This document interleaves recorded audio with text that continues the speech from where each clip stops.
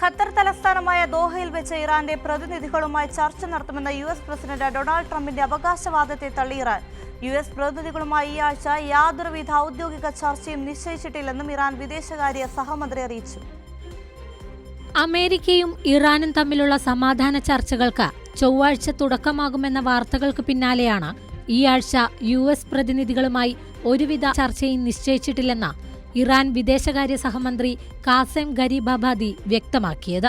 ഇന്ന് ഖത്തർ തലസ്ഥാനമായ ദോഹയിൽ വെച്ച് ഇറാന്റെ പ്രതിനിധികളുമായി ചർച്ച നടത്തുമെന്ന് US പ്രസിഡന്റ് ഡൊണാൾഡ് ട്രംപ് പ്രഖ്യാപിച്ചിരുന്നു. കൂടാതെ ഇറാനാണ് ചർച്ചയ്ക്ക് താൽപര്യം പ്രകടിപ്പിച്ചതെന്ന ട്രംപ് അവകാശവാദവും ഉന്നയിച്ചു.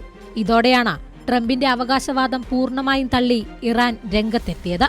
ഇറാൻ ഇങ്ങനെയൊരാവശ്യം ഉന്നയിച്ചിട്ടില്ലെന്നും ഈ ആഴ്ച US പ്രതിനിധികളുമായി യാതൊരുവിധ ഔദ്യോഗിക ചർച്ചയും നിശ്ചയിച്ചിട്ടില്ലെന്നും ഇറാൻ വിദേശകാര്യ സഹമന്ത്രി വ്യക്തമാക്കി. നിലവിലെ പ്രതിസന്ധി പരിഹരിക്കുന്നതിനായി ഖത്തറുമായി നയതന്ത്ര ചർച്ച തുടരുന്നതായും അദ്ദേഹം സ്ഥിരീകരിച്ചു. മാസങ്ങളായുള്ള സംഘർഷത്തിനും അനിശ്ചിതത്വത്തിനും വിരാമമിടുവാനും ഇറാന്റെ ആണവ കരാറുമായി ബന്ധപ്പെട്ട വിഷയങ്ങൾ ചർച്ച ചെയ്യാനുമായാണ് ഖത്തറിന്റെ മധ്യസ്ഥതയിൽ സമാധാന ചർച്ച തീരുമാനിച്ചിരുന്നത്.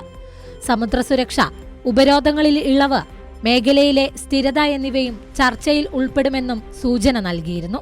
എന്നാൽ കഴിഞ്ഞ ദിവസങ്ങളിലെ സൈനിക നടപടി വീണ്ടും യുദ്ധഭീതി ഉയർത്തിയ സാഹചര്യത്തിൽ കടലിടുക്കിലെ സംഘർഷാവസ്ഥ ലഘൂകരിക്കുന്നതിനാണ് ഇപ്പോൾ മുൻഗണന നൽകുന്നതെന്ന് ഇറാൻ വ്യക്തമാക്കി.